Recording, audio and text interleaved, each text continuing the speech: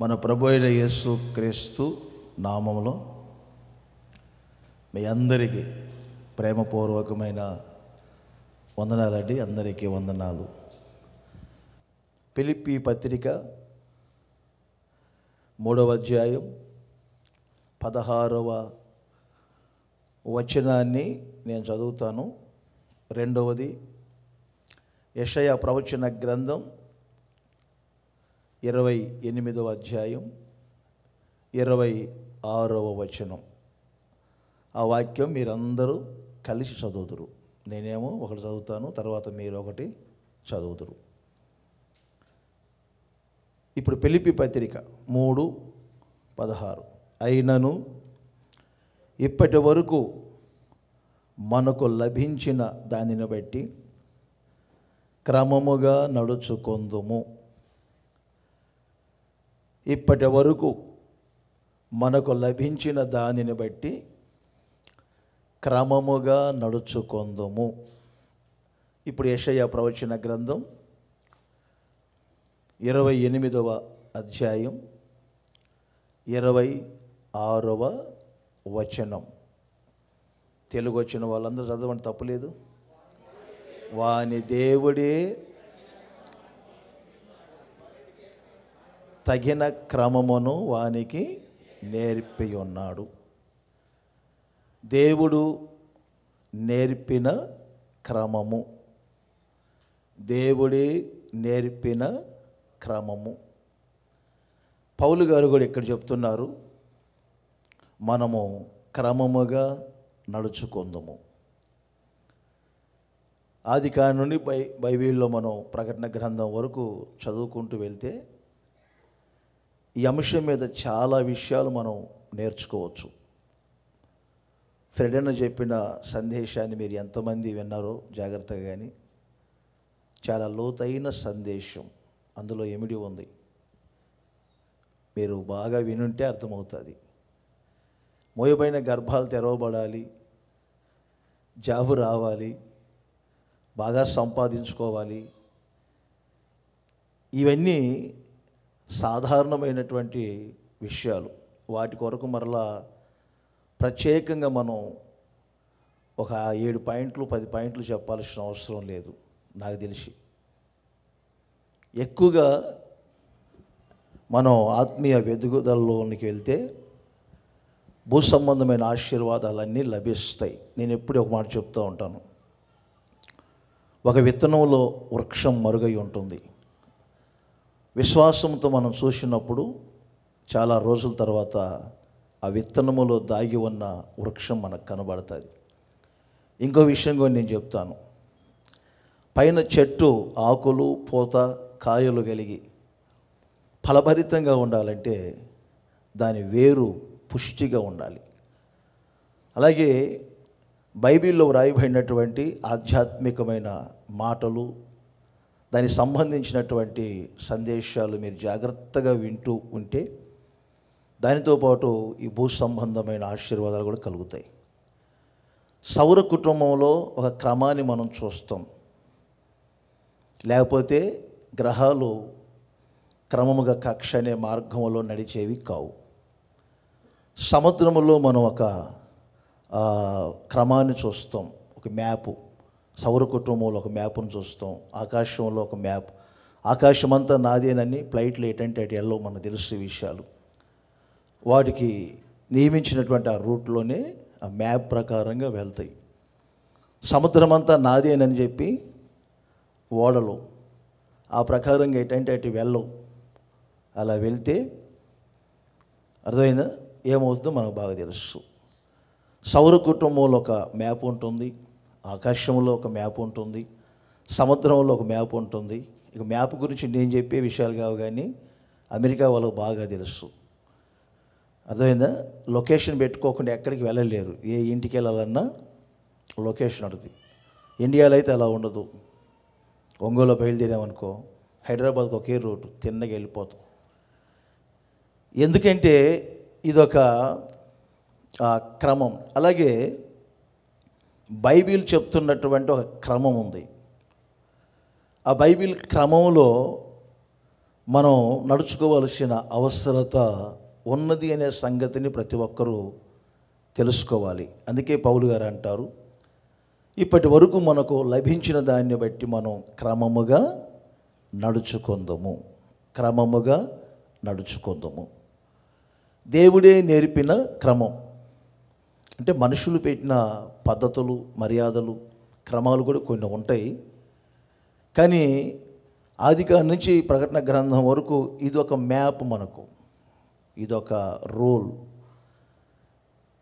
ఇందులో మనం దేవుడు నేర్పినటువంటి క్రమాలు నేర్చుకుంటూ ఆ ప్రకారముగా వెళ్తే తద్వారా కలిగే ఆశీర్వాదాలు ఎన్నో ఉన్నాయి.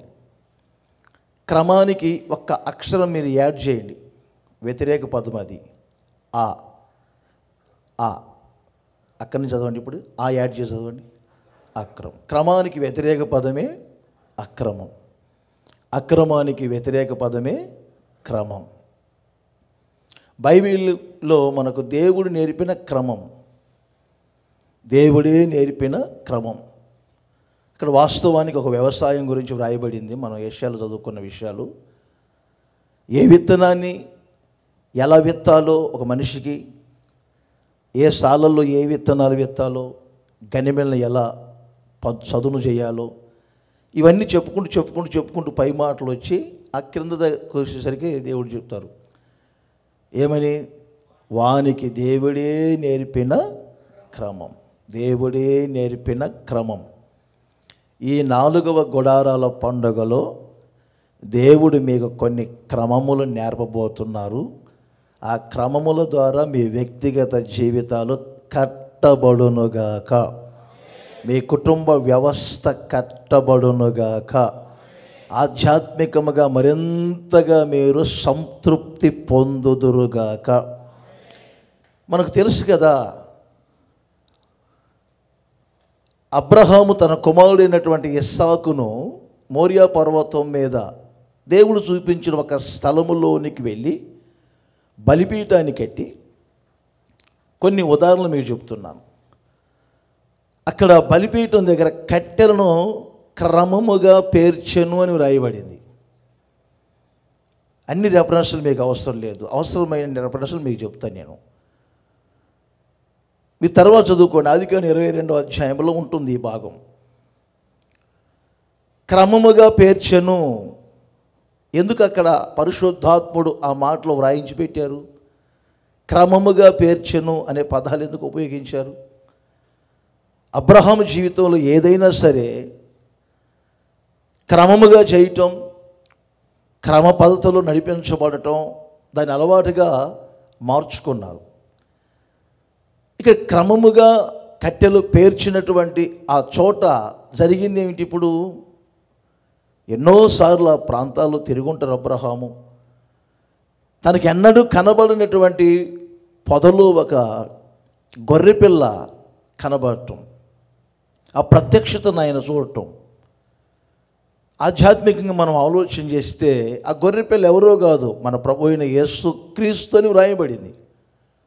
క్రమం ఎక్కడుంటుందో అక్కడ ప్రత్యక్షత ఉంటుంది, గొర్రెపిల్లను గూర్చిన ప్రత్యక్షత. కొన్నిసార్లు పౌలు గారు గలతీ సంఘానికి చెప్తారు, ప్రారంభ దశలో మీకు సెలవు వేయబడిన యేసుక్రీస్తు మీ కన్నుల్లో ప్రదర్శించబడుతూ ఉన్నారు. రాను రాను రాను రాను భిన్నమైనటువంటి స్వార్థల తట్టు మీరు తిరిగిన కారణాన్ని బట్టి, ఎవరో భ్రమపరిచిన కారణాన్ని బట్టి ఆ సెలవు వేయబడినటువంటి యేసుక్రీస్తు మీ కన్నులలో ఇప్పుడు ప్రదర్శించబడటం లేదు. తద్వారా ఇప్పుడు ఏం జరిగింది? శరీరానుసారముగా కూడా మీరు ఇప్పుడు పరిపూర్ణం అవుతాము అనే స్థాయికి దిగజారిపోయారు అంటారు. ఎక్కడైతే ఒక క్రమం ఉంటుందో అక్కడ సిలువ వేయబడినటువంటి, వధించబడినటువంటి యేసుక్రీస్తు యొక్క ప్రత్యక్షత క్రైస్తవ సంఘాలలో కనబడుతుంది, క్రమం ఉన్న చోట.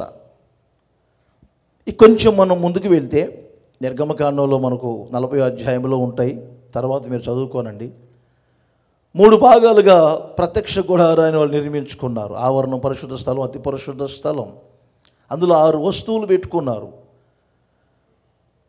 ఏమండి, ప్రతిదీ ఈ వైపున పెట్టమంటే ఆ వైపున దీపవృక్షాన్ని పెట్టారు, ఈ వైపుని పెట్టమంటే ధూపవేదికను ఆ వైపుని పెట్టారు, బలిపీఠాన్ని ఆవరణం ఇక్కడ పెట్టమంటే అక్కడ పెట్టారు, గంగాలని ఇక్కడ పెట్టమంటే అక్కడ పెట్టారు, అతి పరిశుద్ధ స్థలంలో నిబంధన మందసాన్ని ఇలా ఉంచమంటే ఇలా ఉంచారు, రొట్టెల బల్లని ఇలా పెట్టమంటే ఇలా పెట్టారు.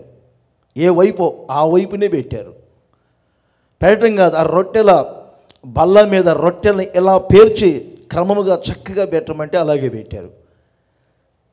నిర్గమకాండం మనం 40వ అధ్యాయంలో చివరి మాటల్లో క్రమముగా క్రమముగా క్రమముగా క్రమముగా క్రమముగా క్రమముగా క్రమముగా చేసినప్పుడు, పేర్చి పెట్టినప్పుడు వాక్యం ఏం చెబుతుంది తెలుసా? అప్పుడు యెహోవా మహిమ ప్రత్యక్ష గుడారమును కమ్ముకొనెను. ఆమేన్ చెప్పండి గట్టిగా, హల్లెలూయా. బాగా ఆలోచించండి మీరు. తక్కువ సమయంలోనే త్వరగా ముగిస్తాను, ఎక్కువగా వినాలి మీరు. ఎక్కడైతే క్రమం ఉంటుందో అక్కడ యేసును గురించిన, సిలువ వేయబడిన యేసుక్రీస్తును గురించిన ప్రత్యక్షత ఉంటుంది. ఎక్కడైతే క్రమం ఉంటుందో ఆ క్రమం ఉన్న చోట ఇప్పుడు చెప్పండి ఏముంటుంది? దేవుని మహిమ అక్కడ దిగుతుంది, దేవుని తేజస్సు ఆవరిస్తుంది అక్కడ. ఇంకొంచెం మనం ముందుకెళ్తే రాజుల మొదటి గ్రంథంలో 17వ అధ్యాయంలో ఈ 3 స్థలాల్లో మనం చూస్తాం.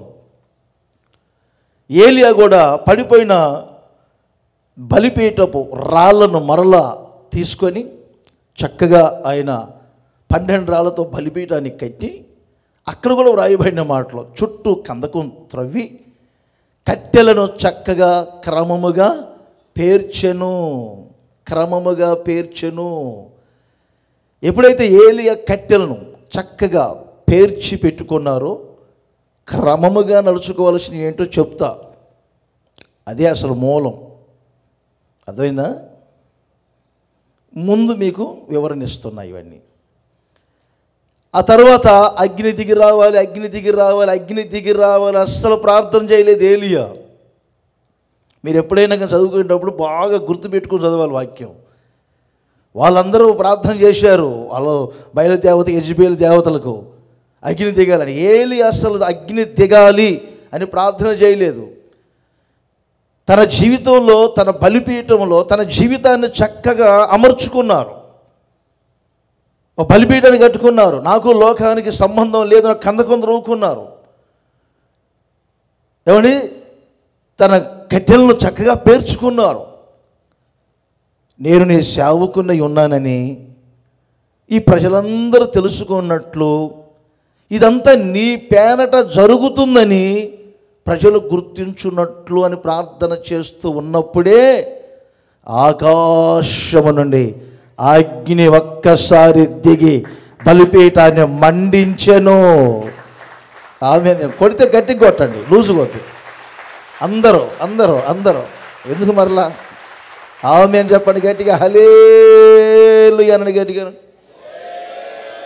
ఇప్పుడు చూడండి, క్రమం ఎక్కడైతే ఉందో అక్కడ ప్రత్యక్షత కనపడింది. క్రమం ఉన్న చోట దేవుని మహిమ ఉన్నది, క్రమం ఉన్న చోట అగ్ని దిగినట్లుగా మనం చూస్తాం.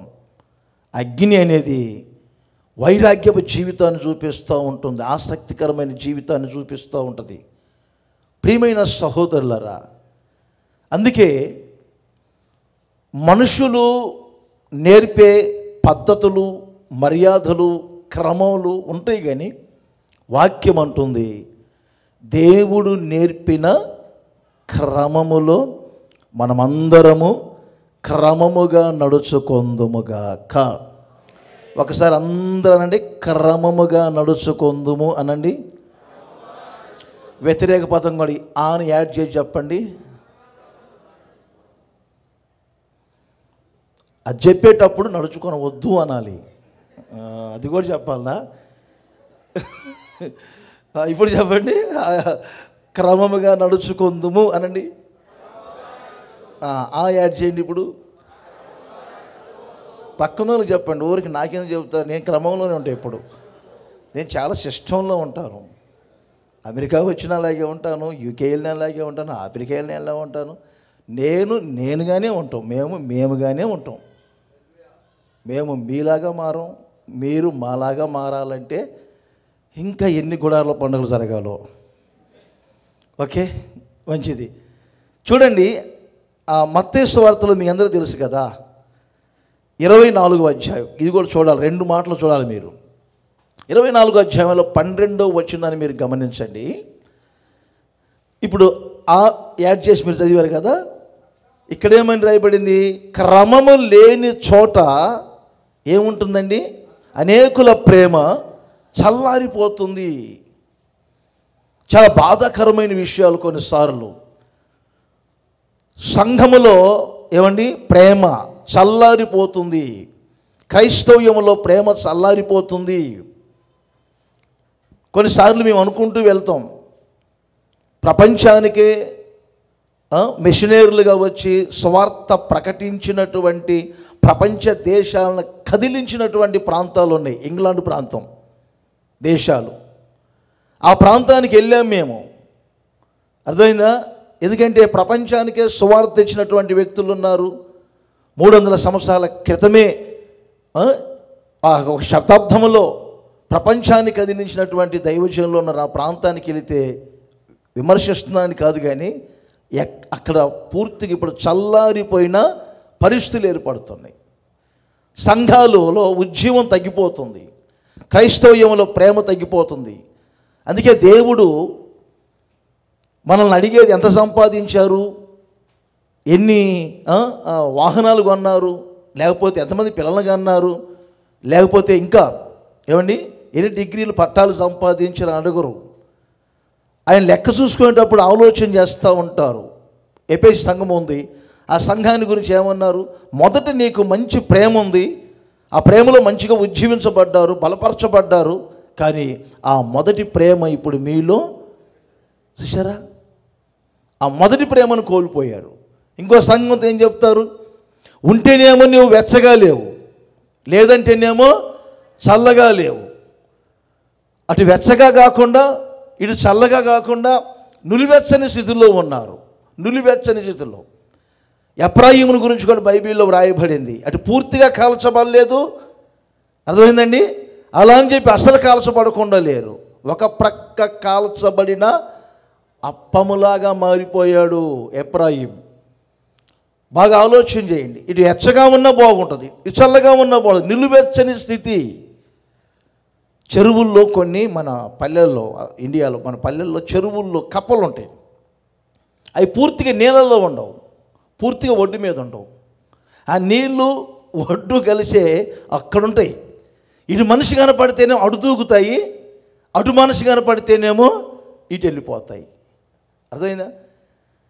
ప్రేమ చల్లారిపోతుంది ఈ రోజున క్రైస్తవములో, సంఘాలలో, సేవకులలో. ఎందుకు చల్లారదో? కొన్ని పరిస్థితులను బట్టి. చెట్టు వేరిన గొడ్డలు పెట్టబడి ఉన్నది, మంచి ఫలములు ఫలించని ప్రతి చెట్టు నరకబడి అగ్నిలో వేయబడుతుంది.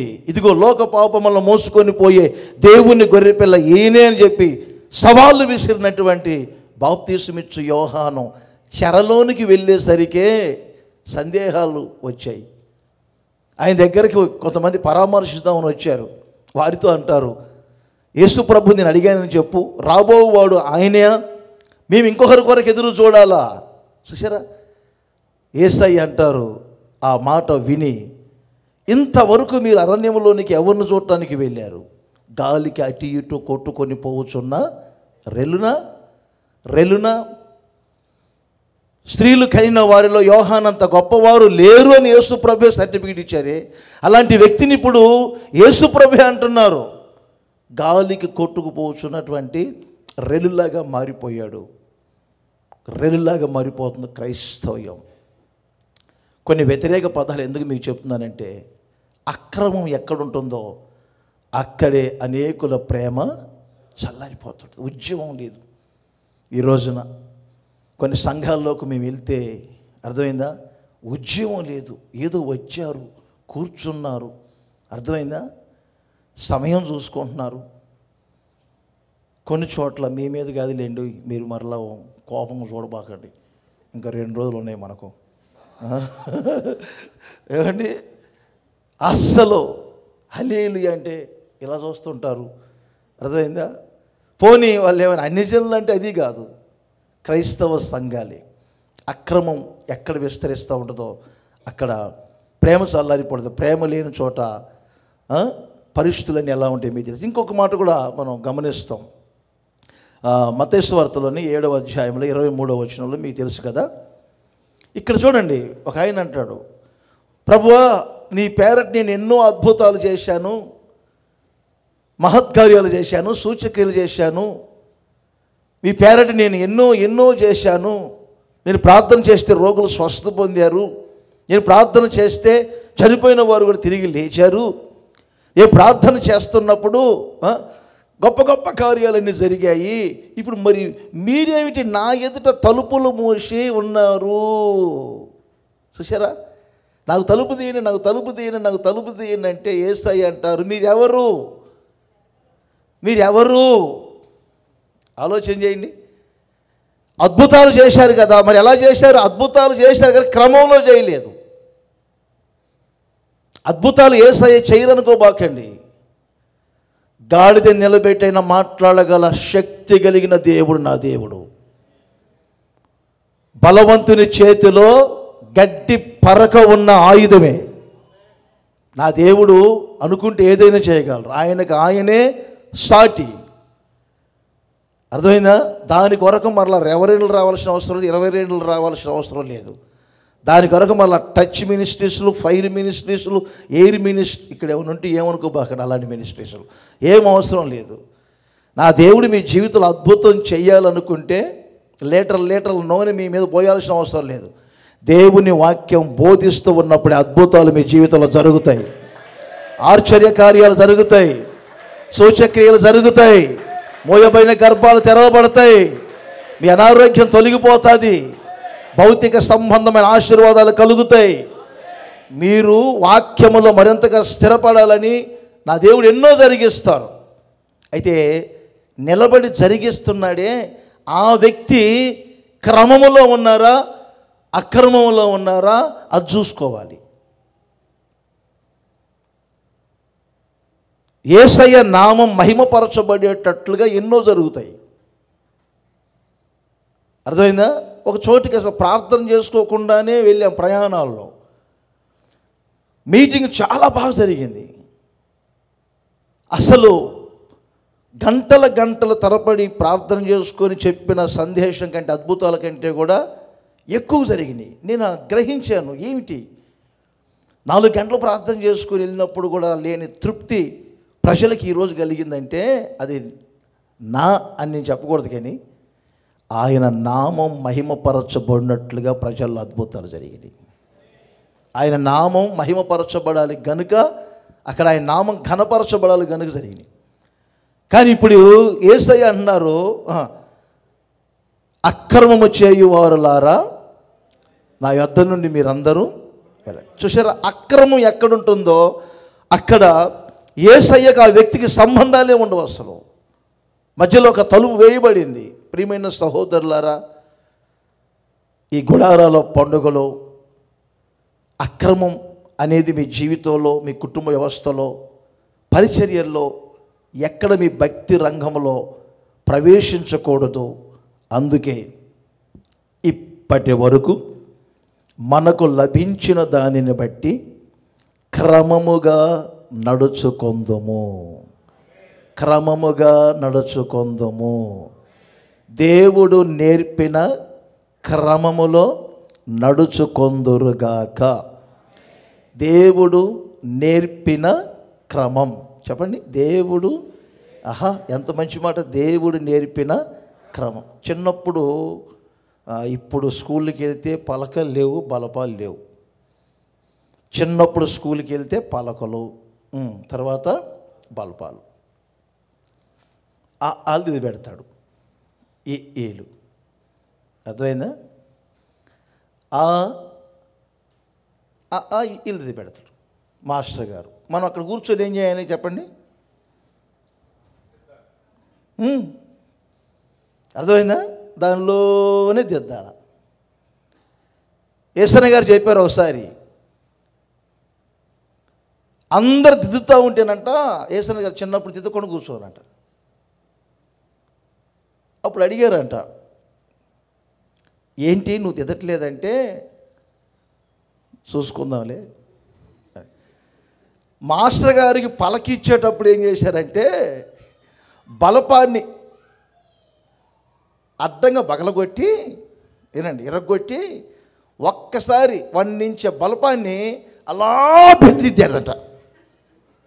మాస్టర్ గారు ఏమన్నారంటే, ఈయన చూసి నేర్చుకోండిరా, మీరేమో ఇంత గీత, ఈయన గారిదేమో ఎందుకు అడ్డదారులు ఉంటాయి కొన్ని, మీకు అర్థమైందా? బలపాన్ని ఒక్కసారి పెట్టి ఇది ఎంత మందం వచ్చింది గీత, కొంతమందికి అడ్డదారులు ఉంటాయి. కానీ ఏదైతే ఒక టీచర్ వ్రాసి ఇచ్చారో దాన్ని ఎలా దిద్దుకుంటూ అక్కడ ప్రారంభమైనటువంటి విద్యారంగం ఈ స్థాయికి వచ్చిందంటే, అందుకే దేవుడు నేర్పిన క్రమాన్ని మనం తూచా తప్పకుండా పాటించినప్పుడే ఆ ఆశీర్వాదాలన్నీ మీ తల మీద పెట్టుకొని తిరిగి వెళ్ళబోతున్నారు. హల్లెలూయా. కోరుకున్న గమ్యానికి మీరు చేర్చబడబోతున్నారు. మీరు ఏమీ ఆలోచన చేయాల్సిన అవసరం లేదు. నాకు ప్రభు ఇచ్చిన ఒక ప్రత్యక్షతలో, ఒక అనుభవంలో చెప్తున్నా, దేని గురించి మీరు చింతించాల్సిన అవసరం లేదు. మీరు ఒక క్రమశిక్షణలో, క్రమంలో, దేవుని నేర్పిన క్రమంలో నడుచుకొనుచున్నాము అనే ఒక నిర్ధారణ మీకు కలిగితే చాలు, సమృద్ధి అయినటువంటి నా దేవుని ఆశీర్వాదాలు మీరు పొందుకుందురుగాక. కొన్ని మాటలు చెప్తాను. వాస్తవానికి 7 విషయాలు ఉంటాయి, క్రమాలో 7 విషయాలు ఉంటాయి. అవన్నీ చెప్పేసరికి గొడాల పండుగ ముగిస్తాం మనం, అర్థమైందా? కానీ కొన్ని మాటలు క్లుప్తంగా మీకు చెప్తాను, జాగ్రత్తగా వినండి. ఒక 4-3 విషయాలే చెప్తాను. దినవృత్తాంతముల 2వ గ్రంథం, సరిగ్గా చూడండి నేను చెప్పే మాటలు. 29వ అధ్యాయం, దినవృత్తాంతముల 2వ గ్రంథం 29వ అధ్యాయం 35వ వచనం, చివరి మాట. ఈలాగున చదవచ్చు మీరు, తప్పులేదు. ఈలాగున యెహోవా మందిర సేవ క్రమముగా జరిగెను. అందరు చెప్పండి మరోసారి. ఈలాగున యెహోవా మందిర సేవ క్రమముగా జరిగెను. పాత నిబంధనలో యెహోవా మందిర సేవ, బాగా వినండి. కొరింథీయులకు రాసిన మొదటి పత్రిక 14:40లో కూడా పౌలు గారు ఒక మంచి మాట చెప్పారు. కొరింథీ పత్రికను పౌలు గారు వ్రాస్తున్నప్పుడు 12వ అధ్యాయంలో చాలా పరిచర్యల గురించి మాట్లాడుతూ వచ్చారు. ఏనండి అన్న, మీరేనండి చాలు. 12వ అధ్యాయంలో చాలా మంచి విషయాలు చెప్పుకుంటూ వచ్చారు. ఒక అధ్యాయం మనం చదువుకుంటూ వెళ్తే పరిచర్యల గురించి, తర్వాత కొన్ని పరిశుద్ధాత్మ వరాల గురించి మాట్లాడుతూ వచ్చారు. 13వ అధ్యాయంలోనికి వచ్చేసరికి కొరింథీయుల పత్రికలో ప్రేమను గురించి మాట్లాడుతూ వచ్చారు. 14వ అధ్యాయంలో ఒక ఆరాధన సంఘ క్రమాన్ని గురించి మాట్లాడుతూ వచ్చారు. 15వ అధ్యాయంలో పునరుత్థానపు వరుసల గురించి, పునరుత్థానాన్ని గురించి మాట్లాడుతూ వచ్చారు. 11వ అధ్యాయంలో బల్లారాధన గురించి మాట్లాడుతూ వచ్చారు. 10వ అధ్యాయంలోనేమో పితరుల యొక్క ప్రయాణాల గురించి మాట్లాడుతూ వచ్చారు. బైబిల్ మనం చదువుకునేటప్పుడు కూడా ఒక అధ్యాయం, ఒక పుస్తకం వ్రాయబడినటువంటి విషయం. ఇప్పుడు ఒక ఉత్తరం మనం చదివేటప్పుడు మొదట ఏం చదువుతాం? ఎవరు రాశారు, ఎవరికి రాశారు, తర్వాత క్రింద ఏమిటి, అర్థమైందా? అలాగే మనం చదువుకునేటప్పుడు చాలా జాగ్రత్తగా చదువుకోవాలి. ఈ 14వ అధ్యాయంలో ఒక మందిర క్రమం, ఒక సంఘ క్రమం, లేక ఒక ఆరాధన క్రమాన్ని గురించి మాట్లాడుతూ వచ్చారు. ఇలా మీరు సంఘముగా అందరు చేరినప్పుడు ఏం జరుగుతుంది? మీలో ఒకరు ఒక పాట పాడాలి, అదైందా? తర్వాత ఏం చేయాలి? ఏమని? వాక్యం బోధించబడాలి, ఆరాధన చేసుకోవాలి, పరిశుద్ధాత్మతో నింపబడాలి. ఎవరికైనా ఒక ప్రత్యక్షత కలిగినప్పుడు ఆ ప్రత్యక్షతను తెలియజేయాలి, భాషలు మాట్లాడాలి, భాషల అర్థాలు చెప్పాలి. అర్థమైందా? సమాధానమునకే దేవుడు కర్త కానీ అల్లరికి దేవుడు సంఘములో కర్త కాడు. ఇవన్నీ ఎందుకు పౌలు గారు చెప్పారు? అర్థమైందా? ఈ మూలాలు మర్చిపోకూడదు. ఏంటి? అమెరికా దేశంలో ఉన్న బైబిల్ మూలాలు మనం మర్చిపోకూడదు. చెప్పుకుంటూ వచ్చి 40వ వచనంలోనికి వచ్చేసరికి అంటారు, సమస్తమును మీరు క్రమముగాను మర్యాదగాను జరగనీయుడి. నా ప్రియమైన సహోదరులారా, ఈరోజున మందిర సేవ అంటే మేమేదో యాజకత్వం చేస్తున్నాము, ఇది సేవ అనుకోబాకండి. సేవ అనగానే ఇదే అన్నోళ్ళకి సంబంధించి సేవకులకు సంబంధించింది, మాది కాదు అనుకోవద్దు. మందిర సేవ అంటే ఆత్మీయంగా నిన్నటి నుండి ప్రభు చెప్తూనే ఉన్నారు, మీరే ఒక మందిరం. పౌలు గారు అంటారు, మీ దేహమే కదా దేవుని ఆలయం. మరి మందిర సేవ అంటే మీరు ఒక మందిరములో సేవ జరుగుతున్నప్పుడు ఆ సేవ ఎంత క్రమముగా జరిగిందో, మీరు కూడా దేవుడు నేర్పినటువంటి ఆ క్రమములో మీ జీవితం అమర్చబడాలి. ఎఫెసీ పత్రికలో ఉంటుంది, 2వ అధ్యాయములో 21 నుండి మీరు గమనించినప్పుడు, 20లో క్రీస్తు యేసు ముఖ్యమైన మూలరాయి ఉండగా అపోస్తులు ప్రవక్తలు వేసిన పునాది మీద మీరు కట్టబడుచున్నారు. 21 ప్రతి కట్టడము ఆయనలో, అందరూ చెప్పండి, ప్రతి కట్టడము ఆయనలో చక్కగా అమర్చబడి ప్రభువునందు పరిశుద్ధ దేవాలయమగుటకు వృద్ధి పొందుతుంది. ఆయనలో చక్కగా.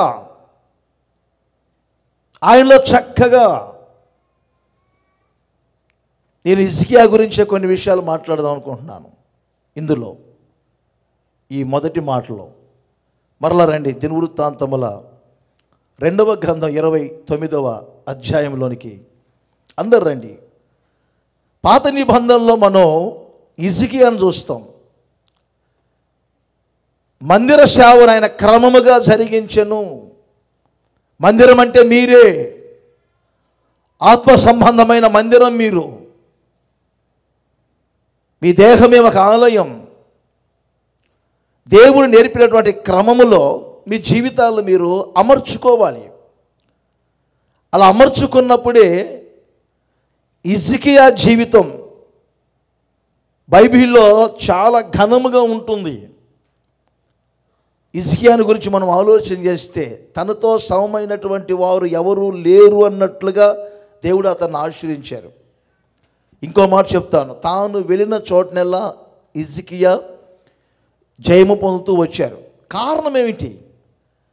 అతి విస్తారమైనటువంటి సంపద, అతి విస్తారమైనటువంటి ఐశ్వర్యం హిజ్కియా కలిగింది. ఇంకా చెప్పాలంటే హిజ్కియా యొక్క అభివృద్ధిని గూర్చి బబులోను దేశస్థులు రాయబారులు పంపారు. బాగా ఆలోచన చేయండి, మామూలు విషయం కాదు. జ్ఞానశాస్త్రములో పండిపోయిన వాళ్ళు, ఏమండి, బబులోను దేశస్థులు ప్రపంచవ్యాప్తంగా జ్ఞానశాస్త్రములో పండిపోయిన వాళ్ళు. వైద్యశాస్త్రములో ఐగుప్తు దేశం ఏ విధంగా దూసుకుపోయిందో, జ్ఞాన విషయంలో, అర్థమైందా, అంత దూసుకుపోయినటువంటి రాజ్యం ఒకటి ఉంది, బబులోను సామ్రాజ్యం. ఆ బబులోను సామ్రాజ్యములో ఉన్న రాయబారులు వచ్చి హిజ్కియా దగ్గరకు, నీ దేశం ఎందుకు అభివృద్ధి అవుతుంది, మీ పరిచర్య ఎందుకు ఇలా ఉంటుంది, బాగా ఆలోచన చేయండి. ఈ రోజున ఇంటి ప్రక్కనోళ్ళకి తెలియట్లేదు ఆయన పాస్టర్ గారు అని, ఆ వీధిలో ఉన్నవారు తెలియట్లేదు ఇక్కడ ఒక మందిరం ఉంది, ఆరాధన జరుగుతుందని. కనీసం ఆ ఇంట్లో వాళ్ళు కూడా గుర్తుపట్టలేకపోతున్నారు. వీళ్ళు విశ్వాసపరులు, భక్తిపరులు, ప్రార్థనా పరులు, దైవ సేవకులని. కానీ హిజ్కియా యొక్క కీర్తి బబులోను దేశం అంతా వ్యాపించడానికి, బబులోను రాయబారులందరూ ఇక్కడికి రావటానికి గల కారణం ఏమిటి? తాను వెళ్ళిన చోటనల్లా విజయం పొందడానికి కారణం ఏంటి? తనతో సమమైన వారు ఎవరు లేరు అన్నట్లుగా దీవించబడటానికి కారణం ఏంటి? తాను ఏది చేసినా ఆ మందిర సేవే కానీ, తన జీవితమే కానీ క్రమముగా జరిగించుకున్నారు. క్రమముగా జరిగించుకున్నారు. చూశారా, తనకేదో చిన్న అనారోగ్యం వచ్చింది, అది మరణ స్థితికి తీసుకొని వెళ్ళింది. అలాంటప్పుడు కూడా తన జీవితాన్ని చక్కబెట్టుకోవడానికి ప్రయత్నించారే కానీ దేవుని మీద నేరాలు మోపటానికి కానీ, లేకపోతే ఇంకేదో ఎవరి మీదో దూషణలు చేసినట్లుగా మనం చూడం. ఏమైంది నా జీవితంలో? ఎక్కడ నేను క్రమంగా నడుచుకోలేదు, ఎక్కడ నేను అక్రమానికి చోటు ఇచ్చానని దేవుని సన్నిధికి వెళ్ళి గోడ తట్టు ముఖాన్ని త్రిప్పుకొని ఇలాగే ప్రార్థన చేసుకున్నారు. యథార్థ హృదయున్నై నేను ఎలా నడుచుకున్నానో కృపతో నన్ను జ్ఞాపకం చేసుకో. తన ఇంటిని చక్కబెట్టుకున్నారు, తన జీవితాన్ని చక్కబెట్టుకున్నారు, తన హృదయాన్ని చక్కబెట్టుకున్నారు, తన మనసును చక్కబెట్టుకున్నారు. ప్రతి వారికి గ్రహింపు ఉండాలి. మీ హృదయాన్ని చక్కపరుచుకోవటం, మనసును చక్కపరుచుకోవటం, మీ జీవితాన్ని చక్కపరుచుకోవటం, పిల్లలను చక్కపరుచుకోవటం, తర్వాత మీరు నడిపించబడే విధానాలన్నింటినీ క్రమపరుచుకోవటం అవసరం. 29వ అధ్యాయం 3వ వచనాన్ని గమనించండి. 29వ అధ్యాయం చిన్న మాటలు నేను చెప్తానన్నా, మీరేనండి. కొన్ని మాటలు చెప్పుకుంటూ వచ్చి 3వ వచనం ఏమనుంది? వాళ్ళ నాన్నగారు రోజుల్లో అహాజు పరిపాలన చేస్తున్నప్పుడు దేవుని మందిరపు తలుపులన్నింటినీ మూసిపెట్టారు. హిజ్కియా పరిపాలనలోకి వచ్చిన వెంటనే ఏం చేశారు? దేవుని మందిరపు తలుపులను తెరచి చేశారండి. తన మందిరాన్ని తాను బాగు చేసుకున్నారు. బాగు చేసుకోవాలి, బాగు చేసుకోవాలి, బాగు చేసుకోవాలని వాక్యం చెప్తుంది. ఈ గుడారాల పండగ మీ జీవితాలను బాగుపరిచే పండగ, మీ మనస్సును బాగుపరిచే పండగ.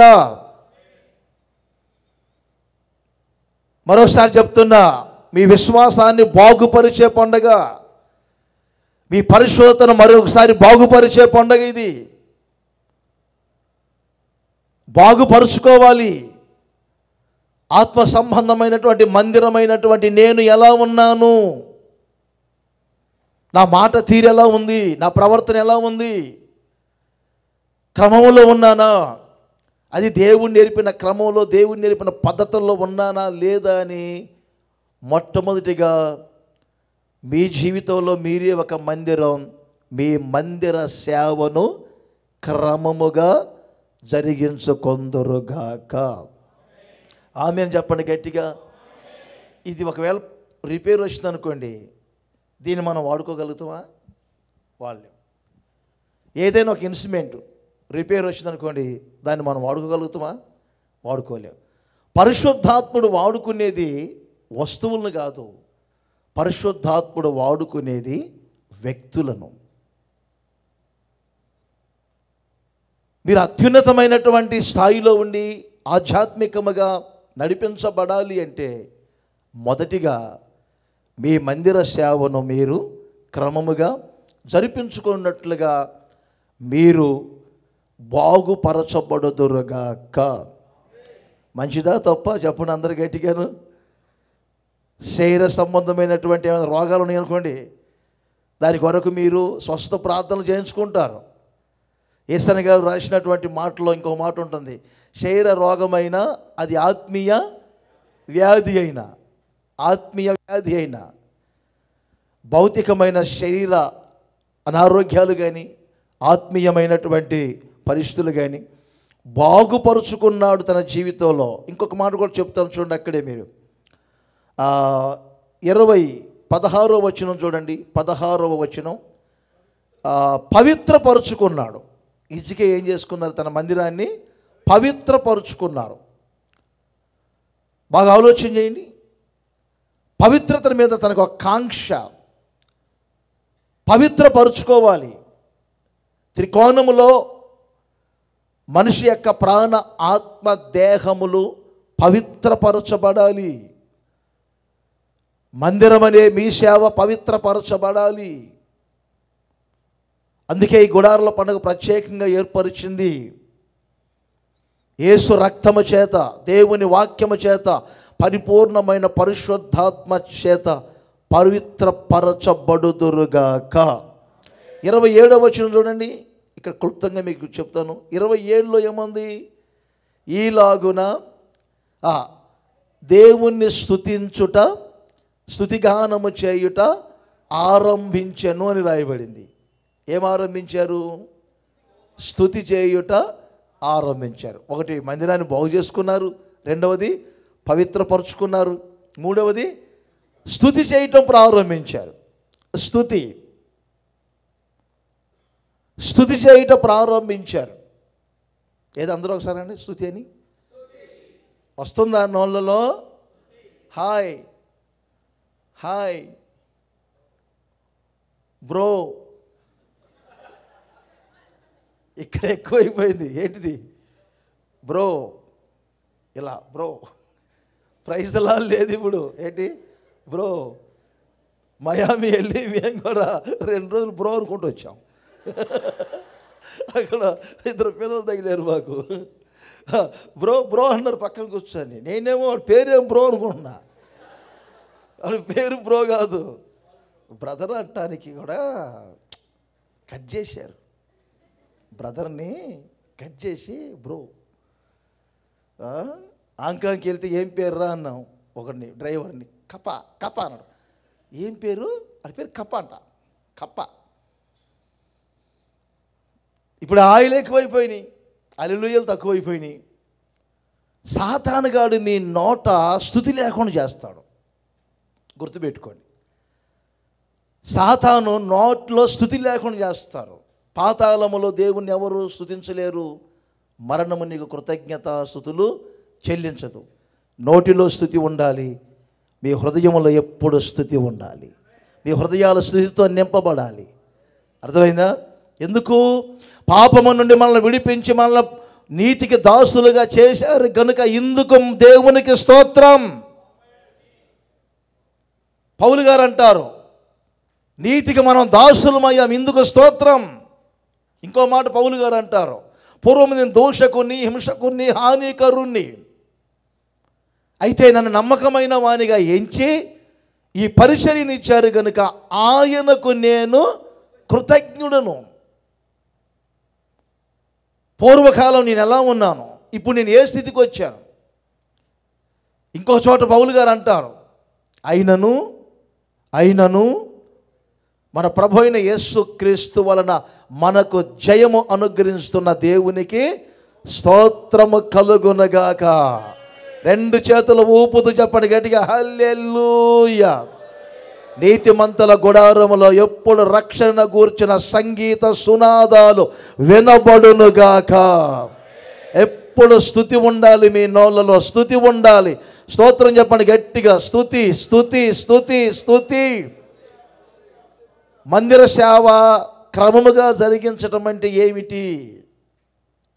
బాగు చేసుకోవటం, పవిత్రపరుచుకోవటం, దేవుణ్ణి స్తుతించటం. దాని మధ్యలో 12 ఇంకొక మాట ఉంది. లేవీయులు అక్కడ యాజకులు అశ్రద్ధ చేశారంట. ఆ అశ్రద్ధ చేస్తున్నటువంటి వ్యక్తులను కూడా హిజ్కియా పిలిచాడు. దేవుని పరిచర్య చేయటానికి మిమ్మల్ని ఏర్పరచుకున్నాడు కదా దేవుడు, మీరు అశ్రద్ధ చేయవద్దు. అశ్రద్ధ అదేవిధంగా డ్యూటీకి వెళ్ళేటప్పుడు శ్రద్ధ ఉంటుంది కొంతమందికి. ఇంకా చెప్పునా, అదే మన దగ్గర ఉన్న మోర్ మార్కెట్లు, ఇంకా బెస్ట్ ప్రైజా ఫస్ట్ ప్రైజా, బెస్ట్ ప్రైజులు, వీటి మాత్రం టైం టేబుల్ బాగా పాటిస్తారు. మందిరం దగ్గరకు వచ్చేసరికి ప్రార్థన చేసుకునే విషయాలు, వాక్యం ధ్యానం చేసే విషయాలలో చాలామందికి ఏమండి అశ్రద్ధ. దేవుని దగ్గర అశ్రద్ధ, సోమరితనం, ఈ మందత్వం ఎప్పుడైతే ఉంటుందో అక్కడే చెప్పొచ్చా, దోపిడిగాడు వచ్చినట్లుగా దరిద్రత వస్తుంది, మీ తల మీద కూర్చుంటుంది, మీ నొసటి మీద దరిద్ర ప్రేక అలాగే ఉంటుంది. నా ప్రియమైన సహోదరులారా, సేవ విషయాలే కానీ, ప్రభువును గురించి మనం స్తుతించి ఆరాధన చేసుకునే విషయాలే కానీ అశ్రద్ధ చేయకూడదు. ఇంకో మాట చెప్తాను, అక్కడే చూడండి, 29:30 ఈ వాక్యాల్లో ఒక చిన్న మాట చెప్తాను చూడండి. హిజ్కియా చేసిన మరొక పని ఏమిటంటే, హిజ్కియాతో కూడా ఇంకొంతమంది అధిపతులను అందరూ కలిసి దేవుని మందిరికి వెళ్ళి దేవుని మందిరములో ఏం చేశారు? తలలు వంచి ఆరాధించిరి. ఆమెను చెప్పండి గట్టిగా. ఏం చేశారు? తలలు వంచి, ఇంకొకసారి తలలు వంచి ఆరాధించిరి. ఎవరు చెప్పండి? హిజ్కియా. ఎవరైనా రాజు, ఎవరైనా ఆయన అభివృద్ధి ఏమండి బబులోను దేశం వరకు వెళ్ళింది, కీర్తి వ్యాపించింది, ఎక్కడికి వెళ్ళినా జయం పొందుతున్నారు. సమమైన వారు ఎవరు లేరు ఆ రోజుల్లో. అంతటి వ్యక్తి వచ్చి దేవుని సన్నిధిలో ఇప్పుడు తలలు వంచి ఆరాధించుచుండిరి. ఆరాధన చేసుకుంటూ ఉన్నారు. ట్రంప్ గారు మిమ్మల్ని పిలిచారనుకోండి, ఎంతమంది వెళ్దాం అనుకున్నారు? ఒకసారి చేతుల పైకి ఎత్తి గట్టిగా వెళ్ళి చెప్పండి. వెళ్ళరా? ట్రంప్ గారు కాల్ చేస్తే ఒకసారి జస్ట్ వచ్చి అలా కలవండి అంటే ఎగిరిపోతారేమో మేఘాల మీద. అప్పుడు ఎలా ఉండాలంటే, మీరు ఏమనుకోబాకండి, ఎయిర్ ఫ్రీ ప్యాంట్ ఒకటి వేసుకొని, ఎయిర్ ఫ్రీ టీషర్ట్ ఒకటి వేసుకొని, నిక్కర్ ఒకటి వేసుకొని, బొందులు ఒకటి కట్టుకొని ట్రంప్ గారి దగ్గర నిలబడతారా? ఉదాహరణ చెప్తున్నా. దేవుని సన్నిధికి వచ్చేటప్పుడు ఎలా వస్తున్నామో ఎన్ని అర్థం కదా. నేనైతే ఏకంగా గేట్ దగ్గర బోర్డే పెట్టా, ఒంగోలులో. నిక్కర్లు వేసుకొని మందిలోకి రావు దేవుడు. నైటీలు ఉంటాయి కదా సార్, అవి వేసుకొని రావద్దు మందిరానికి. మన ఆంధ్రప్రదేశ్లో తిరుపతిలో ఒక జీవో పెట్టారు తెలుసా మీకు? గేట్ దగ్గర ఇలాంటి షార్ట్లు వేసుకొని కానీ ఇలా వేసుకొని కూడా గేటు దాటి అవతలకి రాకూడదు. మన భక్తి సాంప్రదాయం ఏమిటి? వాళ్ళకి అలా ఉంటే క్రైస్తవ్యానికి ఎలా ఉండాలి? దీనికి అల్లు చెప్పరు ఎవరు. కాబట్టి దీన్ని దాటేయటం మంచిదేమో నేను. ఎందుకంటే ఇక్కడ ప్రపంచమంతా అలాగే ఉంది.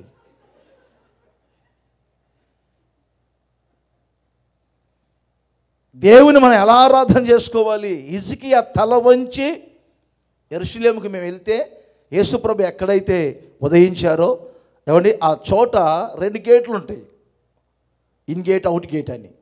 లోపలికి వెళ్ళటానికి చిన్న గేటు, 4 అడుగులు ఎత్తు కూడా ఉంటుంది. అది బయటికి వెళ్ళటానికి విశాలంగా ఉంటుంది. అక్కడ గైడ్ని అడిగాము మేము, లోపలికి వెళ్ళటానికి ఈ ఇన్ గేట్ ఎందుకని ఇంత ఎత్తు తక్కువలో పెట్టారంటే, ఆ గైడ్ మాకు చెప్పారు, లోపల ఉదయించింది ఎవరో తెలుసా? రాజులకు రాజు, ప్రభువులకు ప్రభువు. ఆ రాజులకు రాజు, ప్రభువులకు ప్రభు అయినటువంటి వ్యక్తి దగ్గరికి వెళ్ళాలంటే ప్రతి ఒక్కరూ తల వంచి వెళ్ళవలసిందే.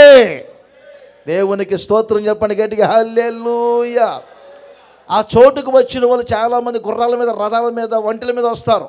వచ్చిన వాళ్ళు కూడా ఏం చేస్తారు తెలుసా? అక్కడ రథము దిగి, ఒంటెలు దిగి, దానిలో నుంచి తల వంచి అక్కడికి వెళ్ళాలి. అర్థమైందా? ఒంటెలు కూడా ఎలా వెళ్తాయి తెలుసా? అలా నిలబడి వెళ్తే ఒంటెలు వెళ్ళలేవు. ఒంటెలు కూడా పూర్తిగా మోకాళ్ళ మీదకి వచ్చి దూరి దూరి దూరి దూరి దూరి దానిలో నుంచి లోపలికి వెళ్తాయి. అదే సూది బెజ్జంలో ఒంటె దూరుతుందని యేసు ప్రభు చెప్పిన మాట. దానికి ఒక భావం. ప్రియమైన సహోదరులారా, మందిరాన్ని బాగు చేసుకోవటం ఒక అనుభవం, పవిత్రపరుచుకోవటం మరొక అనుభవం, అలాగే శ్రద్ధగా జీవించటం ఇంకొక అనుభవం, స్తుతించటం ఒక అనుభవం, తల వంచి ఆరాధించటం ఒక అనుభవం. ఇదే యెహోవా మందిర సేవా క్రమం. ఇప్పుడు చేతుల పైకే చెప్పండి గట్టిగా, హల్లెలూయా. ఇంకొకసారి గట్టిగా, హల్లెలూయా. మీరు క్రమముగా నడుచుకొందురుగాక. యెహోవా మందిర సేవను క్రమముగా చేయుదురుగాక. ఆధ్యాత్మికమైన మందిరమైనటువంటి మీరే ఒక క్రమముగా నడుచుకొందురుగాక. అలా నడుచుకొని చూడండి, గుడారాల పండుగలో ఒక ప్రత్యక్షతని మీరు అనుభవించబోతూ ఉన్నారు. దేవుని మహిమ మిమ్మల్ని ఆవరించబోతుంది. అంతేకాదు, అగ్ని దిగబోతుంది మీ మధ్యలో, అగ్ని దిగబోతుంది మీ మధ్యలో. అలాంటి సాహస కార్యాలు నా దేవుడు మీ జీవితంలో జరిగించునుగాక. రోమపత్రిక 6వ అధ్యాయం 17వ వచనం. ఇక్కడ మరొక క్రమాన్ని గురించి మనం మాట్లాడదాం. ఒకటి మందిర సేవ క్రమం, రెండవది ఉపదేశ క్రమం. అనాలి, మీరు పలకాలి ఆ మాట. నేను పలికిన మాట మీరు కూడా పలకాలి. ఏ క్రమం? ఉపదేశ క్రమం. అందరు నోళ్ళతో చెప్పండి, తప్పు లేదు. ఉపదేశ క్రమం. మనం ఒప్పుకుంటామంటే అలాగే మనం మెదడులో ఉండిపోతాయి. ఉపదేశ క్రమం. ఉపదేశానికి ఒక క్రమం ఉన్నది, బోధకు ఒక క్రమం ఉన్నది, సందేశాలకు ఒక క్రమం ఉన్నది. క్రమమైనటువంటి ఉపదేశమును మీరు అనుసరించాలి. క్రమమైన ఉపదేశమును మీరు అనుసరించాలి. జాగ్రత్తగా వినండి. హెబ్రీ పత్రికలో పౌలు గారు అంటారు, నానా విధములైనటువంటి బోధల చేత మీరు త్రిప్పబడకుడి.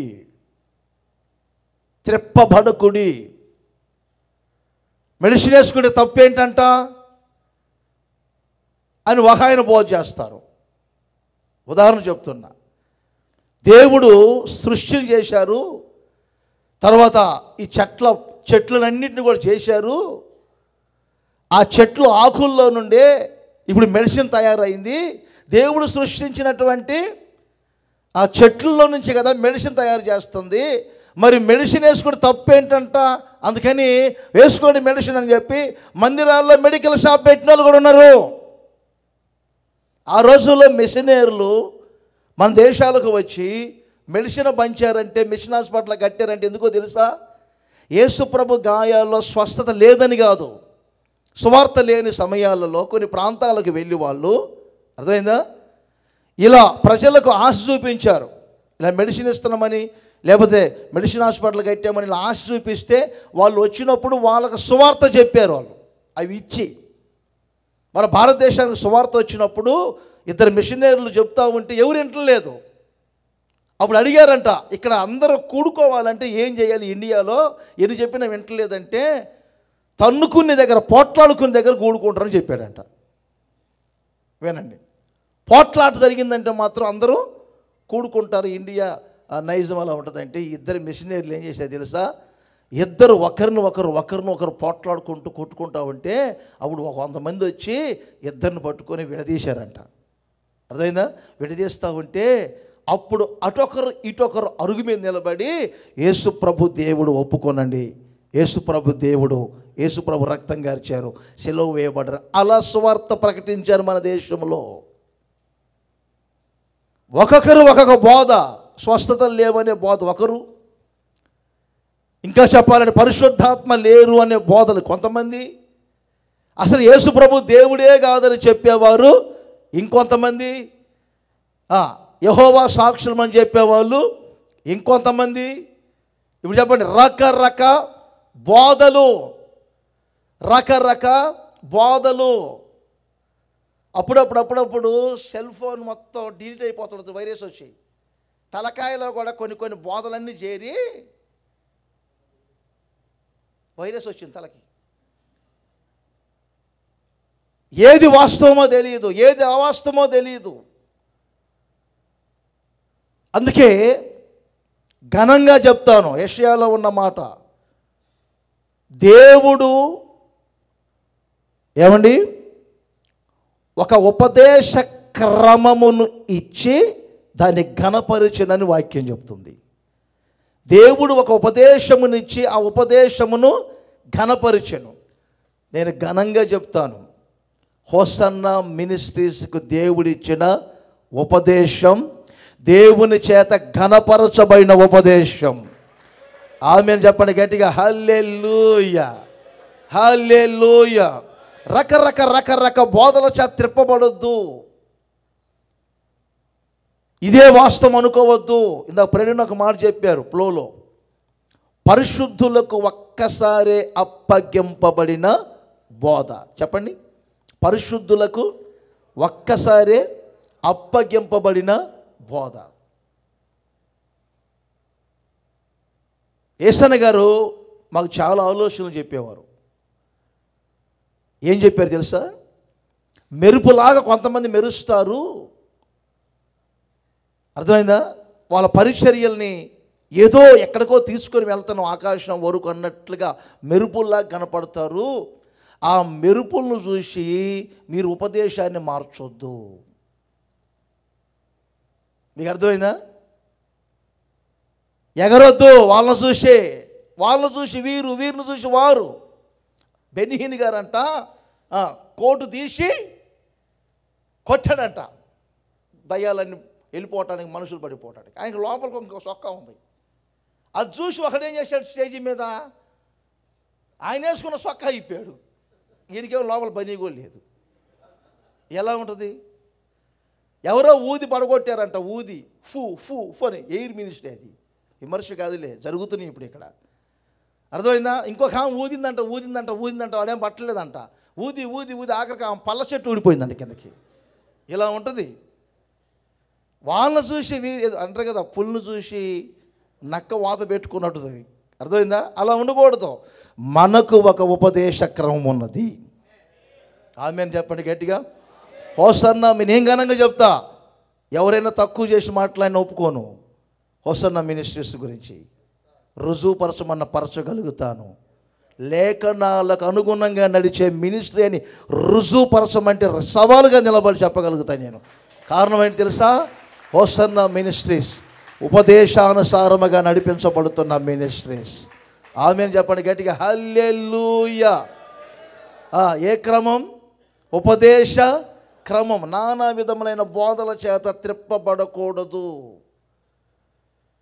కొరింథీయులకు రాసిన పత్రికలో ఇందులో ఒక మాట చెప్తాను చూడండి. మొదటి అధ్యాయం, అందరు తీయండి, 15వ అధ్యాయంలో మొదటి వచనం నుండి ఒక్కసారి చూడండి. ఇంకొక మాట మీకు చెప్తాను. పౌలు గారు ఒక మంచి మాట చెప్తారు. 15వ అధ్యాయం నుండి చదువుకుంటూ వద్దామా? మొదటి వచనం నుంచి బాగుంటాయి.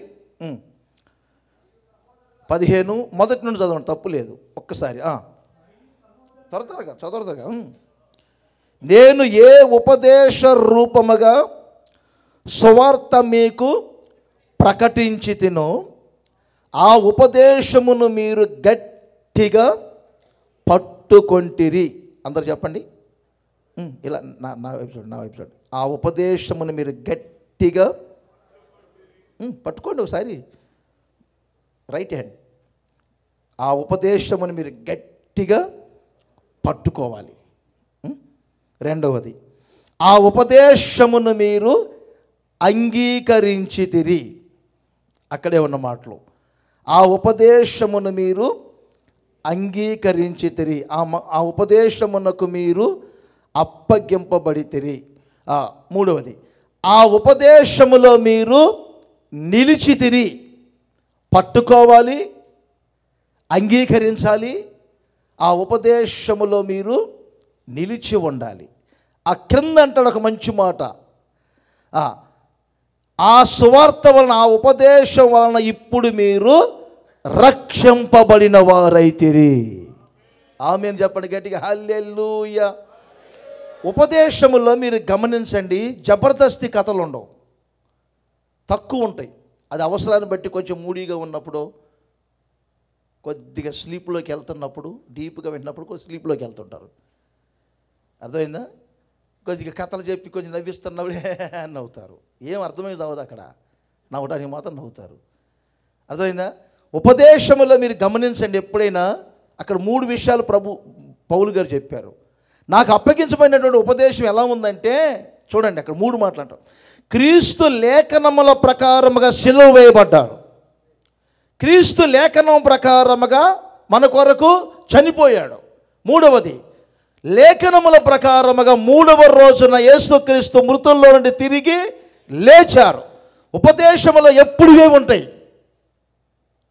క్రీస్తు శిలువ వేయబడిన అనుభవం ఉంటుంది. క్రీస్తు మన పాపముల కొరకు చనిపోయి రక్తం గార్చిన అనుభవం ఉంటుంది. మూడవది, యేసుక్రీస్తు మృతుల్లో నుండి తిరిగి లేచిన అనుభవం ఉంటుంది. యేసన్న ప్రసంగాలు మీరు ఎప్పుడైనా వినండి, ఎక్కడ దొరికినా వినండి. ఈ మూడు లేకుండా యేసన్న గారు ఎప్పుడు ప్రసంగం ముగించరు. ఇంటిలోనికి వెళ్ళినప్పుడైనా, ఒక హౌస్ విజిటింగ్ చేసేటప్పుడు కూడా యేసన్న గారు చిన్న వర్తమానం చెప్పేటప్పుడు కూడా వారి సాక్ష్యాన్ని చెప్పి ఈ పదం వాడతారు. ఏమని? యేసు మన కొరకు సిలువ వేయబడ్డారు, యేసు మన కొరకు గాయపరచబడి రక్తం గార్చారు, యేసు మన కొరకు మృతుల నుండి తిరిగి లేచాడు. నేను ప్రకటించు నజరేయుడైన యేసు పునరుద్ధానుడైన యేసు క్రీస్తుని ప్రకటిస్తారు. ఉపదేశములు ఇవి ఉండాలి. అర్థమైందా? కుటుంబ వ్యవస్థ గురించి మాట్లాడవచ్చు, తప్పు లేదు. భౌతికమైన ఆశీర్వాదాల గురించి కూడా మాట్లాడచ్చు, తప్పు లేదు. కానీ ఒక ఉపదేశంలో ఎలా ఉండాలంటే ఇవన్నీ ఉండాలి. ప్రియమైన సహోదరులారా, నానా విధములైనటువంటి బోధల చేత త్రిప్పబడవద్దు. యెరోబోము ఒక పెద్ద తప్పు చేశాడు, పెద్ద తప్పు. యెరోబోము బైబిల్లో అహరోను ఏ తప్పు అయితే చేశాడో యెరోబోము అదే తప్పు చేశాడు. అహరోను ఏ తప్పు చేశాడు? బంగారు పొద్దు ఉన్న పెట్టి దాని ఎదురు బలిపీఠం కట్టి, అర్థమైందా, అక్కడ 3000 మంది చనిపోయే దానికి కారకుడయ్యాడు. యెరోబోము కూడా ఏం చేశాడంటే, యెరూషలేము వెళితే ప్రజలందరూ రెహబాం వైపు తిరుగుతారేమో అని యెరూషలేము ప్రార్థనా మందిరానికి వెళ్ళనీయకుండా ఆయన 2 బలిపీఠాలు కట్టాడు. అక్కడ బంగారపు దూడలను పెట్టాడు. అక్కడ యాజకులను కాకుండా సామాన్యమైన ప్రజలలో కొంతమందిని యాజకులుగా నియమించారు. అక్కడ మరలా ప్రార్థన ప్రారంభించారు. చాలా జాగ్రత్తగా వినాలి ఇలాంటి విషయాలు మీరు. ఎందుకు ఈ మాటలు చెప్తున్నాను, కొంచెం అర్థం చేసుకోండి. మనకొక పునాది ఉన్నది. బైబిల్లో వ్రాయబడిన మాటలు పౌలు గారి పరిచర్యల్లో ఉపదేశం గురించి మాట్లాడుతూ ఉన్నారు. కొంతమంది విశ్వాసము నుండి తొలగిపోయే మాటలు మాట్లాడుతున్నారు. పునరుద్ధానం గతించిపోయిందని చెప్తున్నారు. వారిలో చాలామంది ఉన్నారు. కానీ పౌలు గారు చెప్తారు, అయినను దేవుని యొక్క స్థిరమైన మెల్కీషెదెకు ఎవరు అన్నారు. అంటే అర్థమేంటి? మెల్కీషెదెకు ఎవరో కూడా తెలియని పరిశుద్ధుల్లో ఉన్నారు. ఆయన పరిశుద్ధాత్ముడు ఎంతమంది తెలుసు? ఉన్నది చెప్పండి. పరిశుద్ధాత్ముడితో ఎంతమందికి స్నేహం ఉంది? ఎంతమందికి పరిచయం ఉంది? పరిశుద్ధాత్ముడు మీకు సంబంధం ఉందా? ఎఫెసీ ప్రాంతానికి వెళ్ళారు కదా దైవజనుడు పౌలు గారు. ఎఫెసీ ప్రాంతానికి వెళ్ళి మీరు విశ్వసించి మారు మనసు పొంది బాప్తిస్మం పొందినప్పుడు పరిశుద్ధాత్మను పొందారా అని అడిగారు. అప్పుడు ఆ ఎఫెసీలు ఏమన్నారు? పరిశుద్ధాత్ముడు ఉన్నారన్న సంగతే మాకు తెలియదు. మరి పరిశుద్ధాత్మ లేనప్పుడు పరిశుద్ధాత్మ క్రమాన్ని ఎలా పాటిస్తారు? ఆలోచన చేయండి. పరిశుద్ధాత్మ క్రమం ఆత్మను అనుసరించి ఎలా నడుచుకుంటారు? యేసుక్రీస్తు మృతులను తిరిగి లేచిన తర్వాత పెంతెకోస్తు దినము రోజున 120 మందితో సంఘం కట్టబడింది. ఆ కట్టింది ఎవరు? పరిశుద్ధాత్ముడు. ఒక్కసారి ఆలోచన చేయండి. ఈరోజు చాలామందికి పరిశుద్ధాత్మను గురించిన ప్రత్యక్షత లేదు. ఏదో సాధారణంగా భక్తి చేస్తున్నారు, కానీ పరిశుద్ధాత్మ ఆత్మ ప్రత్యక్షత ఏది? పౌలు గారు కొరింథీ పత్రిక అంతా వ్రాస్తున్నప్పుడు ఆత్మ ప్రత్యక్షత ఆత్మ ప్రత్యక్షత ఆత్మ ప్రత్యక్షత అని ఎందుకు వాడారు ఆ పదాలు? మారు మనసు పొందటం ఒక అనుభవం అయితే, బాప్తిస్మం పొందటం ఇంకొక అనుభవం అయితే, మూడవది పరిశుద్ధాత్మను పొందటం మరొక అనుభవం. మీరు ఎవరైనా సరే, ఏ భేదము లేదు, ఈ గుడారాల పండుగలో ఆత్మననుసరించి పరిశుద్ధాత్మ క్రమములో నడుచుకొందురుగాక. మీరు ఏ విధంగా, ఏ ఉద్దేశంగా ఈ గుడారాల పండుగకు వచ్చినా ఇక్కడి నుండి మరొకరిని వెంట పెట్టుకొని వెళ్ళబోతున్నారు. పరిశుద్ధాత్మను మీరు వెంట పెట్టుకొని వెళ్ళబోతున్నారు. ఆమేన్ చెప్పండి గట్టిగా, చప్పట్ల కొట్టి దేవుని స్తుతించండి. పరిశుద్ధాత్మను వెంట పెట్టుకొని వెళ్ళబోతున్నారు. పరిశుద్ధాత్మను గురించి యేసు ప్రభు బోధించినప్పుడు ఏం చెప్పారు? పరిశుద్ధాత్ముడు మీతో ఉంటారు, పరిశుద్ధాత్ముడు మీలో ఉంటారు. పరిశుద్ధాత్ముడు మీలో ఉంటారు. ఒక చిన్న సంగతి చెప్తాను. అప్పుడప్పుడు పరిశుద్ధాత్మ పొందటం, మరలా ఆత్మ వెళ్ళిపోవటం, అది పాత నిబంధన. మీకు అర్థమైందా? ఆత్మ వచ్చినప్పుడు సింహాన్ని చంపుతాడు, ఆత్మ వచ్చినప్పుడేమో 300 నక్కలు పట్టుకుంటాడు, ఆత్మ వచ్చినప్పుడేమో పచ్చిగాడిద ఎముక తీసుకుంటాడు, ఏయ్ అంటాడు, 300 నక్కలు పట్టుకుంటాడు, సింహాన్ని కూడా చీల్చేస్తాడు. ఆత్మ వచ్చినప్పుడు ఆ ఆత్మ కాస్త మరలా దూరం కాగానే మామూలు మనిషి అవుతాడు. పాత నిబంధన సంగతి. మామూలు మనిషి కాగానే, అమ్మాయి ఒక జోకైనా నీదు అన్నాడు, ఒక జోకైనా, ఒక కామెడీ మాట చెప్పనా, మీరు అలాంటి వాళ్ళకి గుర్తుపట్టవచ్చు ఇతడు ఆత్మ కలిగిన మనిషా కాదా అని. వాళ్ళ విధానం చెప్తుంది, వాళ్ళ చూపులు చెప్తాయి, వాళ్ళ ప్రవర్తన చెప్తుంది, వాటి మాట యొక్క పద్ధతి చెప్తుంది, ఇలా ఆత్మ కలిగిన వాళ్ళ కాదని. సంసారం ఇదే చేసింది. ఆత్మ వచ్చినప్పుడేమో ఇరగతీస్తా, పగల పడతాడు, అలా కూడా అంటాడు, మొరటగా చెప్పాలి. అసలు ఈయన జుట్టు చూసి సింహమే భయపడి వచ్చింది. నా జూలు కంటే కూడా ఈడు ఎండ్రుకులు ఎండ్రు బాబు ఎంత పొడుగున్నాయని. అందుకే మేకపిల్లలాగా వచ్చిందంట సంసోన్ బాబా అనుకుంటా. అర్థం కాలేదు మీరు? అటు పక్కనేమో దలీలా తగులుకుంది మాకు పక్కన, ఇటేమో మరలు ఇప్పుడు సింహం. అది మామూలు సింహం కాదుగా. దిగ్గానేమైంది? ఇప్పుడు ఆత్మ పోగానేమైంది? మరలా భార్య దగ్గరికి వెళ్తాడు, అమ్మాయి ఒక పొడుపు కథ వేస్తాగా వింటావా అన్నాడు. ఈయనకి ఎందుకు అసలు పొడుపు కథలు, ఈ అల్లరి చిల్లర పనులు వీడికి ఎందుకు? ప్రతిష్ఠితుడికి మీరు చెప్పండి, వీళ్ళకి ఎందుకు? ఇది పాత నిబంధన. క్రొత్త నిబంధన అలా కాదు. పరిశుద్ధాత్ముడు రావటం పోవటం కాదు, యెఫ్తా మీదకి రావటం వెళ్ళటం, సంసోను మీదకి రావటం వెళ్ళటం కాదు. అర్థమైందా?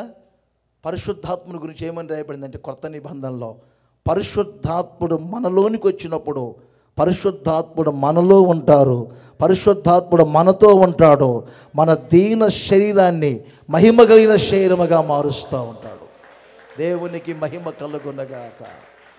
ఆమేన్ చెప్పండి గట్టిగా, హల్లెలూయా. మహిమ నుండి అధిక మహిమను పొందుచు ప్రభువుకు ఆత్మచేత ఆపోలికగా మార్చబడాలి. హల్లెలూయా. ఆత్మను అనుసరించి నడుచుకోవటం అంటే పరిశుద్ధాత్ముడు మనలను నడిపించాలి. పరిశుద్ధాత్ముడు మిమ్మల్ని గైడ్ చేయాలి, పరిశుద్ధాత్ముడే మిమ్మల్ని లీడ్ చేయాలి. నా మిస్సెస్ గారు ఉన్నారా లేదా, సీసీ కెమెరాలో చూద్దాం, అవసరం లేదు. రాత్రి చెప్పారు కదా అబ్రహం పాస్టర్ గారు, పరిశుద్ధాత్ముడు ఉంటే చాలు. రథం మీద వెళ్తున్నాడు మంత్రి, ఆత్మ ప్రేరేపణ ఏమని, ఆత్మ తన తొందర పెట్టారు, నువ్వు వెళ్ళి ఆ రథం మీద వెళ్తున్న వ్యక్తిని కలుసుకో. విస్తరించి మాట్లాడటానికి సమయం లేదు కాబట్టి కుదిరి చెప్తున్నాను. ఆత్మక్రమం అంటే మిమ్మల్ని పరిశుద్ధాత్ముడు నడిపించాలి. వాక్యం అంటుంది, పౌలు గారు చెప్తారు, మీరు ఎంతమంది ఆత్మ చేత నడిపించబడతారో వారందరూ దేవుని కుమారులై ఉంటారు. పరిశుద్ధాత్ముడు మీకు ఆలోచనలు చెప్పునుగాక, పరిశుద్ధాత్ముడే మీకు ముందు నడుచునుగాక, పరిశుద్ధాత్ముడే మీలో ఉండి మిమ్మల్ని దేవుని పోలికగా మార్చునుగాక. ఒకటి మందిర సేవాక్రమం, 2 ఉపదేశ క్రమం, 3 ఆత్మక్రమం. 110వ కీర్తనలో ఉంటుంది ఇందాక నేను చెప్పిన మాట. ఏమిటది? మెల్కీషెదెకు క్రమం. అందరు చెప్పండి. ఆయన ఎవరు అనబాకండి, చెప్పండి ఎవరైనా. మెల్కీషెదెకు క్రమం. మెల్కీషెదెకు క్రమం. పాత నిబంధన అంతా కూడా అహరోను క్రమం, అహరోను క్రమం. 7 విషయాలు ఉంటాయి మామూలుగా. లేవి క్రమం, అహరోను క్రమం, ఇలా 7 విషయాలు ఉంటాయి. చాలా అవసరమైన మాటలు. మెల్కీషెదెకు యొక్క క్రమములో, ఆ యాజకత్వములో మీరందరూ నడిపించబడాలి. యేసు ప్రభు ఏ గోత్రంలో పుట్టారు? యోధా గోత్రంలో. మరి యాజకత్వం ఏ గోత్రంలో చేశారు? అది చెప్పండి. మెల్కీషెదెకు యొక్క క్రమం. మెల్కీషెదెకు క్రమం అంటే ఏమిటి? చాలా విషయాలు ఉన్నాయి దానిలో. ఆది అంతము లేని క్రమం, వంశావళులు లేని క్రమం. అర్థమైందా? యేసు ప్రభు వంశావళులు లేని క్రమం. ఆయన తల్లి అయిన సహోదరులు కూడా ఆయన దగ్గరకు వచ్చినప్పుడు ఇదే మాట చెప్పారు, ఎవరు నా తల్లి, ఎవరు నా సహోదరులు అంటే, తల్లిని విడిచిపెట్టండి, తండ్రిని విడిచిపెట్టండి, అన్నదమ్ములను, అక్కచెల్లెలను, భార్యను సహా విడిచిపెట్టమని యేసుప్రభు ఎందుకు చెప్పారంటే, అభ్యంతరముగా ఉన్నప్పుడు. అర్థమైందా? జూకి వెళ్ళినప్పుడు అన్న చెప్పేవారు యేసన్న గారు, జూకి వెళ్ళినప్పుడు అంట గొడుగులు తీసుకొని వెళ్ళొద్దని బోర్డు రాశారంట. ఒక ఆయన గొడుగు లేని ఆయన వెళ్ళాడు. ఆయన ఏం చేయాలి ఇప్పుడు? నా దగ్గర గొడుగు లేదు కదా అని ఫ్రీగా వెళ్ళాలి. ఆయన షాప్కి వెళ్ళి గొడుగు కొనుక్కొని అక్కడ పెట్టి అప్పుడు వెళ్ళాడు లోపలికి. యేసు ప్రభువు భార్యను సహా ద్వేషించమన్నారు కదా అని చెప్పి చాలా ద్వేషించుకుంటూ వెళ్తారు. అది కాదు, సేవా క్రమం నిమిత్తం ప్రాణము సహా మనకు ఆటంకంగా ఉంటే దానిని కూడా మనము ద్వేషించాలి. ఈ గుడారుల పండుగలో మెల్కీషెదెకు యొక్క క్రమము యొక్క యాజకత్వములో మీరు వినే బోధలు, ఈ బోధలంతా దేవునికి మహిమ కలుగునగాక. హోసన్నా మినిస్ట్రీ ఘనత కారణం ఏంటంటే మెల్కీషెదెకు యొక్క క్రమములో యాజకత్వం జరుగుతుంది. దీని మీద చాలా విషయాలు ఉంటాయి మీకు చెప్పాలంటే, కానీ కుదిర్చి ముగిస్తున్నాను. ఈ క్రమంలో ప్రతి ఒక్కరు నడిపించబడాలని ప్రేమపూర్వకంగా తెలియజేస్తున్నాను. అందుకే ఇప్పటి వరకు మనకు లభించిన దాన్ని బట్టి మనము క్రమముగా నడుచుకొందుముగాక. యెహోవా మందిర సేవను మీరు క్రమముగా చేయుదురుగాక. ఉపదేశ క్రమమును మీరు అనుసరించుదురుగాక. పరిశుద్ధాత్మ ఆత్మ క్రమాన్ని మీరు అనుసరించుదురుగాక. మెల్కీషెదెకు యొక్క యాజకత్వపు క్రమం మీ మీద జరుగునుగాక. అప్పుడే నా దేవుని ప్రత్యక్షతను మీరు అనుభవించబోతున్నారు. దేవుని మహిమ మీ అందరినీ కమ్ముకోబోతుంది. అగ్ని ఆసక్తిని మీరు అనుభవించబోతున్నారు.